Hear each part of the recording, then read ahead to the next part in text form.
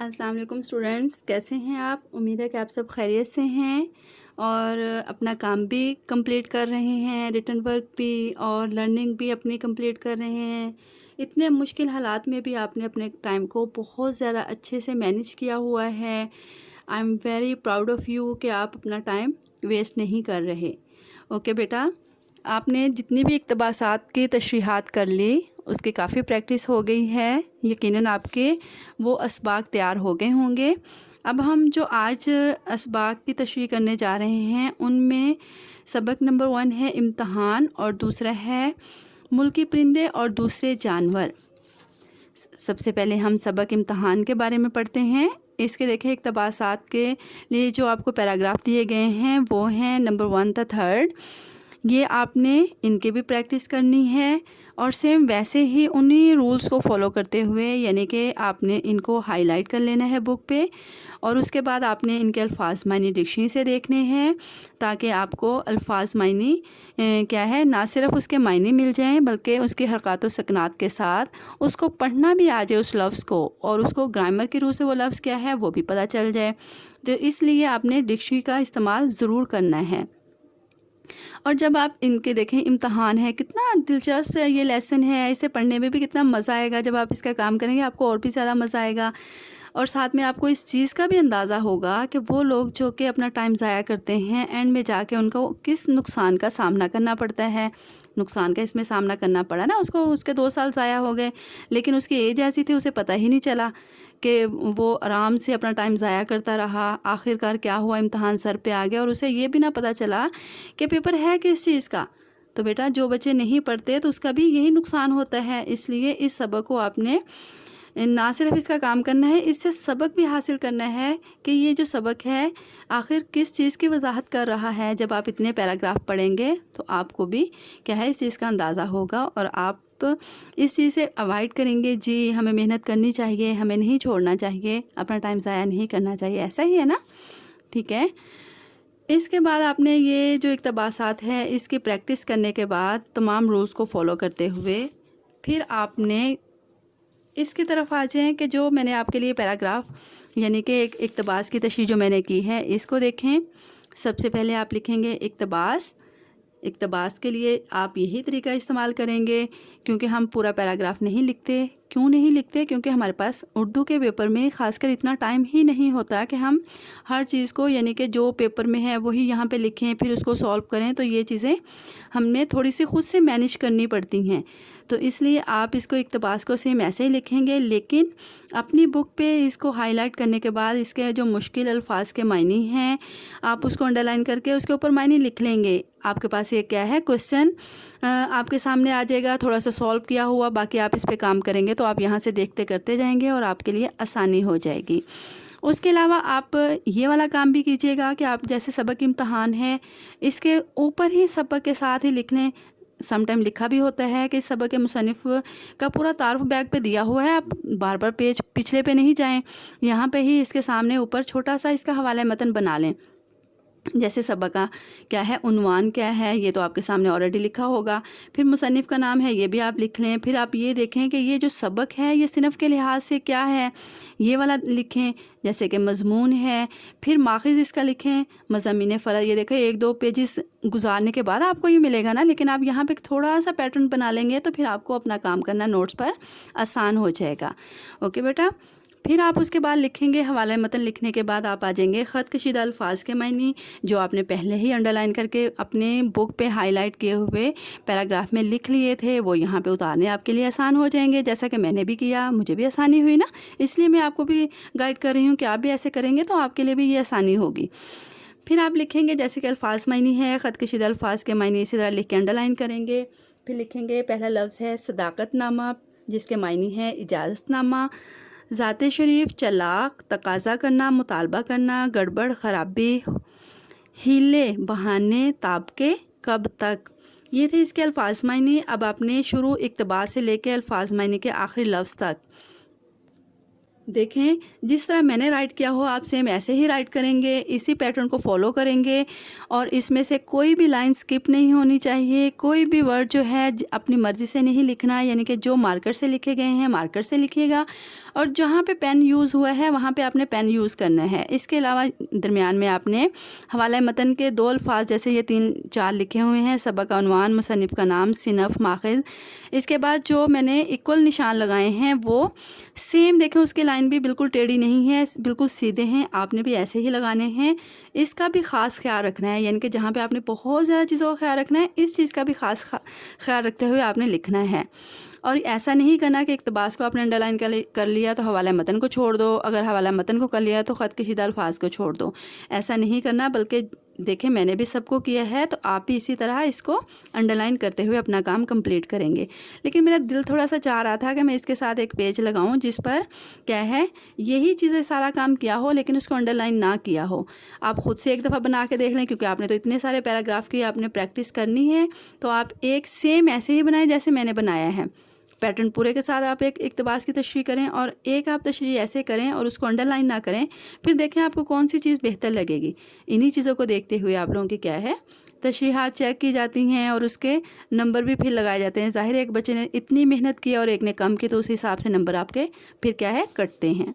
Okay बेटा, next है हमारी तशरीह के लिए भी आपने क्या करना है, मुसन्निफ़ का स्टार्ट में तारुफ़ लिखना है, राइटिंग का ख़ास ख्याल रखना है। अगर कहीं भी आपसे कोई सेंटेंस या कोई वर्ड गलत लिखा गया है, उसको छोटी सी ब्रैकेट बना के आपने हल्का सा छोटा सा निशान कट का लगा देना है, ताकि पढ़ने वाले को समझ आ जाए कि ये आपसे क्या है गलती से लिखा गया है, आपने इसको नहीं लिखना था लेकिन लिखा गया है, और ये इसमें जब क्रॉस लग जाएगा तो ये इसमें काउंट नहीं होगा, ये सेंटेंस खुद ब खुद ही स्किप हो जाएगा। ओके बेटा, इसके अलावा आपने इबारत की तशरीह जो है वो खोल कर बयान करनी है और इसके अलावा आपने इसे वजाहत के साथ बयान करना है।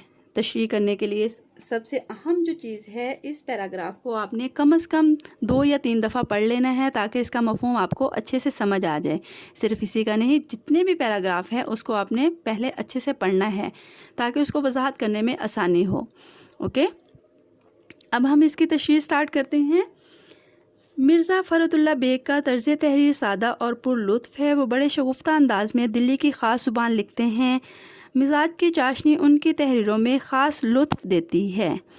ज़ेर तशरीह इबारत, अब देखें मैंने इसी पैराग्राफ से ही स्टार्ट की है, अभी मेरा दूसरा पैराग्राफ स्टार्ट नहीं है, एक ही चल रहा है, आपने भी ऐसे ही लिखनी है। ज़ेर तशरीह इबारत में या नसर में या इक़्तिबास में मुसन्निफ़ कहते हैं कि वालिद साहब की ख्वाहिश थी कि मैं तालीम हासिल करूं। इनकी ख्वाहिश का एहतराम करते हुए मैंने ला क्लास में दाखिला लिया। अब यहाँ देखें ला क्लास है, ये ख़ास चीज़ है, तो इसको आपने क्या है ऐसे ही आपने वावैन में लिखना है।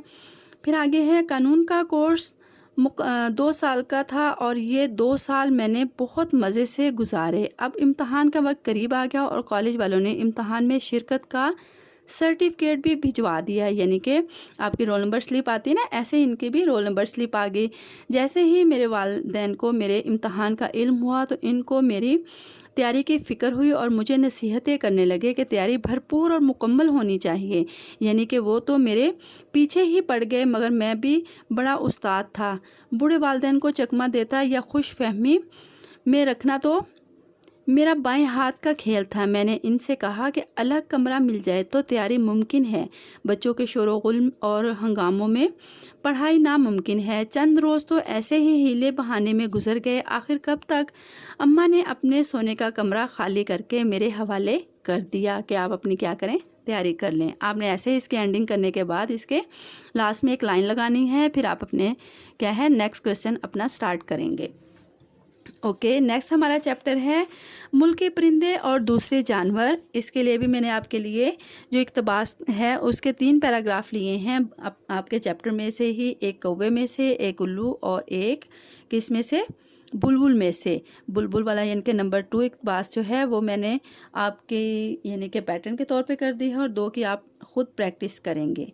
ओके, اب دیکھیں 2 والے ٹاپک بھی بہت دلچسپ ہیں، جیسے کوا بورچی خانے کے پاس کیسے رہتا ہے، وہ کیا کرتا ہے، اس کی سارا جو تھا اس کا منظر کشی جتنی بھی تھی وہ ساری آپ اپنے اس میں تشریح میں بیان کر دیں گے۔ دن بھر الو کیا کرتے ہیں، اس کی بھی پوری منظر کشی، اس کے بھی پورا جو حالات ہے وہ آپ اس میں اپنی تشریح میں بیان کریں گے۔ تو سیم ایسے ہی آپ نے اس کو بھی تشریح ویسے ہی کرنی ہے کہ ہائی لائٹ پیراگراف کرنے کے بعد اس کے الفاظ میں نے لکھنے کے بعد پھر آپ نے اس کی پریکٹس سٹارٹ کرنی ہے اور تمام پیٹرن کو فالو کرتے ہوئے آپ نے اپنا ورک کمپلیٹ کرنا ہے۔ اوکے، ہاں جی، اس کا جو پیٹرن کے طور پہ میں نے تشریح کی ہے وہ یہ ہے، دیکھیے سٹارٹ کرتے ہیں ہم اس کو۔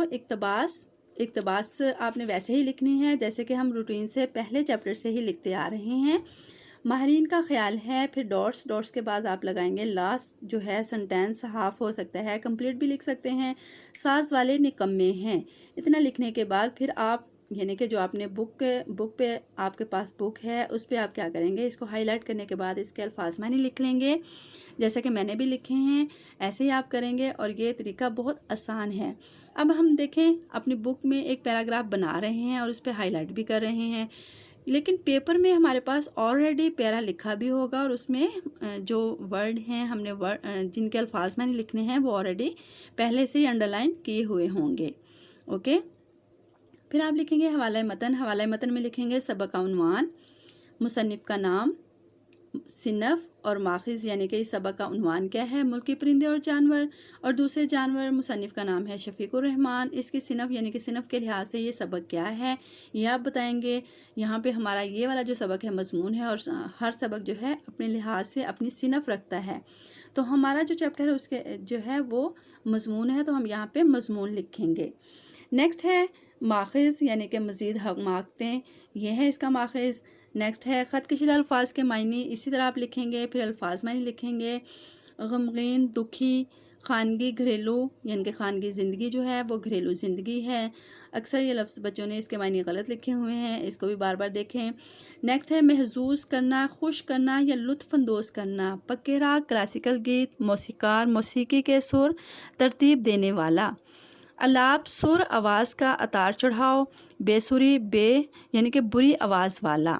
یہاں تک آپ نے پورے پیٹرن کو اسی طرح فالو کرتے ہوئے اپنا ورک کمپلیٹ کرنا ہے۔ نیکسٹ ہے ہماری تشریح، اسی سبق کی یعنی کہ آپ نے مصنف کا مختصر سا تعارف لکھنے کے بعد اپنی تشریح سٹارٹ کرنی ہے، اور تشریح اور اس میں ایک خاص ربط ہونا چاہیے۔ پیراگراف 2 میں آپ نے تشریح کرنی ہے، اور پہلا پیراگراف جب ختم ہو تو دوسرا جو پیراگراف کے رولز کو فالو کرتے ہوئے آپ نے اپنا پیراگراف سٹارٹ کرنا ہے۔ اوکے، ہم اس کی تشریح سٹارٹ کرتے ہیں۔ شفیق الرحمان کے مزاح کا انداز بہت ہلکا پھلکا اور نہایت شائستہ ہے، ان کے ہاں نہ تو الفاظ کی بازیگری سے مزاح پیدا کرنے کی کوشش نظر آتی ہے اور نہ ہی مزاح پیدا کرنے کی غرض سے ایک باوقار مقام سے نیچے اترتے ہیں۔ تشریح طلب عبارت میں مصنف کہتے ہیں کہ بلبل کو آہذاری اور فریاد بالکل ناپسند ہوتی ہے، جبکہ شاعر حضرات رونے دھونے اور فریاد کرنے کو بلبل سے منسوب کرتے ہیں۔ اب ہمارا نیکسٹ پیراگراف سٹارٹ ہوتا ہے، دیکھیں یہاں سے میں نے تھوڑی سی پلیس چھوڑی، پھر اپنا پیراگراف سٹارٹ کیا، آپ بھی ایسے ہی کریں گے۔ پرندوں کی نفسیات کے ماہرین کا خیال ہے کہ بلبل کے گانے کی اصل وجہ در حقیقت اس کے غموں اور دکھوں سے پر گھریلو زندگی ہے۔ بلبل ہمیں خوش کرنے کے لیے ہرگز نہیں گاتی، دیکھا جائے تو اس کی زندگی میں دکھ ہی اتنے ہیں کہ وہ ان کے اظہار کے لیے گاتی رہتی ہے۔ بہرحال بلبل کلاسیکل گیت گائے یا غیر کلاسیکل، وہ ان لوگوں سے اچھا گاتی ہے جو گانے سے پہلے گھنٹہ بھر اپنے سر کو درست کرنے میں لگے رہتے ہیں۔ اگر بلبل بے سری بھی ہو جائے تو وہ ان گویوں کی طرح بہانے نہیں بناتی جو اپنے بے سرے پن کو چھپانے کے لیے بناتے ہیں کہ آج ہمارا گلا خراب ہے اس لیے اچھا نہیں گا سکتے۔ اگر بلبل کے گانوں سے تنگ آ جائیں تو اسے آسانی سے خاموش کروا سکتے ہیں، اور آپ کو کیا چاہیے۔ اوکے بیٹا، یہ تھے ہمارے دوست باغ کے اقتباسات کی تشریحات جو کہ کمپلیٹ ہوئی۔ اب آپ نے تمام رولز کو فالو کرتے ہوئے اپنا ورک کمپلیٹ کرنا ہے، اور ان کو آپ نے یاد کرنا ہے۔ جو اقتباسات آپ کو کام کرنے کے لیے دی گئی ہیں اس کو آپ نے نوٹس پر کرنا ہے، اور جو باقی آپ کو یہ پیراگراف دیے گئے ہیں اور ان کی آپ نے پریکٹس کرنی ہے۔ اوکے، بیسٹ آف لک، اللہ حافظ۔